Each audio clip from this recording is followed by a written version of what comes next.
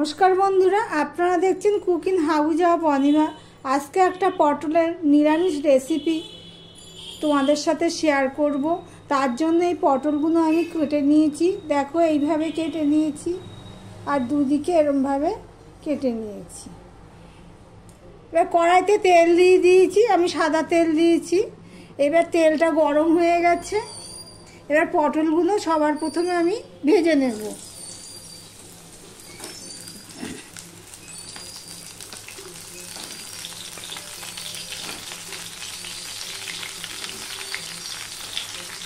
ভিডিওটি না টেনে পুরোটা দেখার অনুরোধ রইল।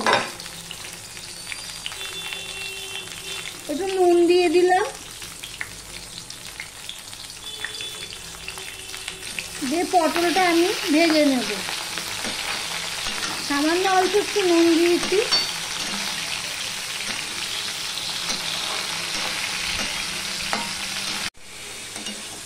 দেখো পটলগুলো দিয়ে একটু নেড়ে চেড়ে ঢাকা দিয়ে দিয়েছিলাম সামান্য একটু নুন দিয়ে।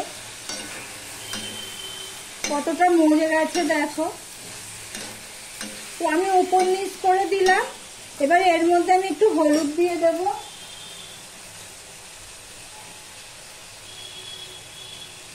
অল্প একটু হলুদ দিয়ে দিলাম, দিয়ে সম্পূর্ণটা মিশিয়ে নেব। পটল ভালো করে ভাজলে স্বাদ হয়, আর যদি ভালো করে ভাজা না যায় তাহলে একটু জলা জলা লাগে। তাই জন্য পটলটাকে আমি ভালো করে ভেজে নেব। পটলগুলো ভাজা হয়ে গেলে দেখো, এবার আমি এটা তুলে নেব। তারপরে কড়াইতে একটু তেল দিয়ে দিয়েছি। এবার এখানে একটা শুকনো লঙ্কা ফোড়নে দিয়ে দিলাম একটু ফাটিয়ে নিয়ে, আর দুটো তেজপাতা দিয়ে দিলাম।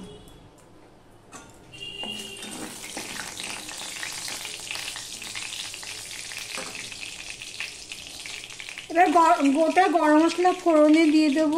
সম্পূর্ণ নিরামিষ রেসিপি। গোটা 3টে এলাচ। ও যারা লাইক দিতে ভুলে গেছে ভিডিওটি দেখছো, চট করে লাইক করে দাও। গোটা গরম মশলা ফোড়নে দিয়ে দিলাম।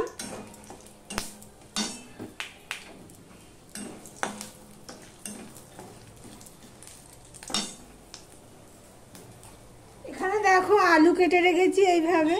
এবার এই আলুগুলো আমি দিয়ে দেব।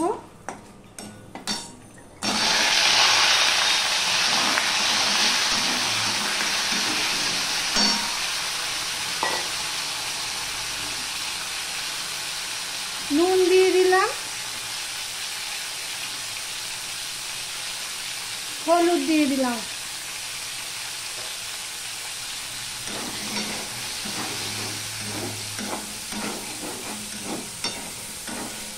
দিয়ে এবার আমি ঢাকা দিয়ে দিলাম। আলুটা ভাজা ভাজা হয়ে গেছে।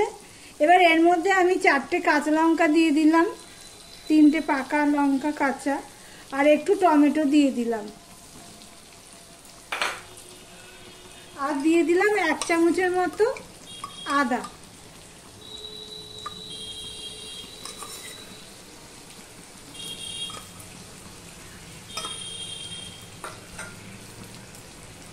এটা আবার ভালো করে কষিয়ে নেব।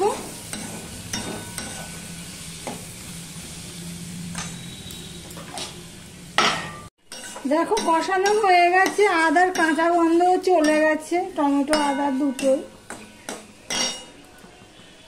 এর মধ্যে আমি কিছু মশলা এবার অ্যাড করব।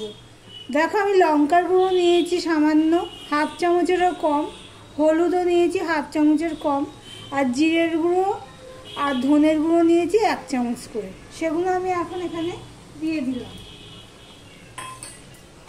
মশলাটা কষানোর জন্য একটু জল দিয়ে দিলাম। মশলাটা প্রায় কষানো হয়ে গেছে। এবারে আমি এই দইটা ফ্যাটিয়ে রেখে দিয়েছিলাম, ফ্রিজ থেকে বের করে রেখেছি অনেকক্ষণ, এখন নর্মাল টেম্পারেচারে রয়েছে, আমি দিয়ে দিলাম। তার সাথে দিয়ে দিলাম এই কসুরি মেথি।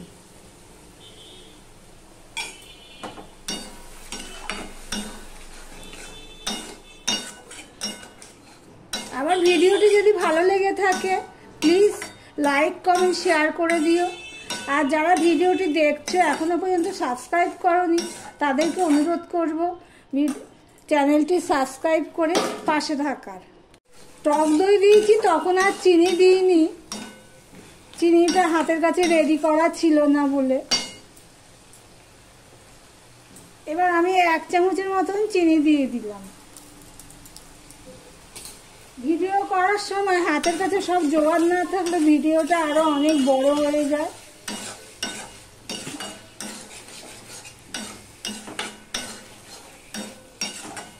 এবারে ভেজে রাখা পটলগুলো আমি দিয়ে দিলাম।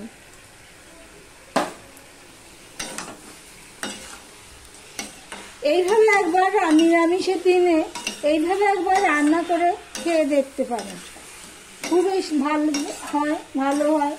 আমি তো করি নিরামিষের দিনে করে থাকি, তাই বললাম, সেই জন্যই এই রান্নাটা তোমাদের সাথে শেয়ার করলাম।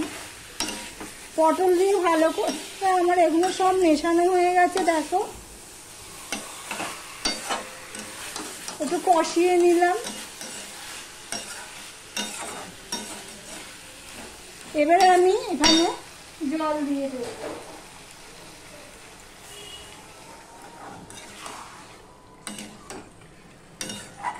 এই রান্নাটা বেশি ঝোল তো হবে না, গ্রেভি গ্রেভি টাইপের হবে। ধরেন এখানে আরেকটু জল দিচ্ছি।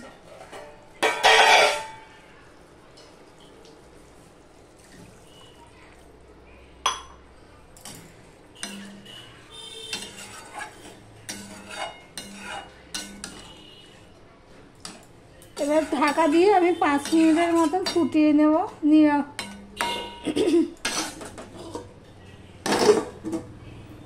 দেখো, ঢাকা দিয়ে আমি 5 মিনিটের মতন রেখে দিয়েছিলাম। তরকারিটা আমার হয়ে গেছে। আলু পটল নিরামিষ রেসিপি। তরকারিটা ঢাকা দিয়ে দিয়ে কষালে দেখবার সিদ্ধ হয়ে যায়। আলু টালু সবই তো সিদ্ধ হয়ে গেছে। তাহলে আমার ভিডিওটি যদি ভালো লেগে থাকে প্লিজ কেমন হয়েছে কমেন্ট করে জানিও। আমি আর ডিশে তুলছি না, তোমাদের সামনে থেকে এইভাবে দেখিয়ে দিচ্ছি। এই দেখো,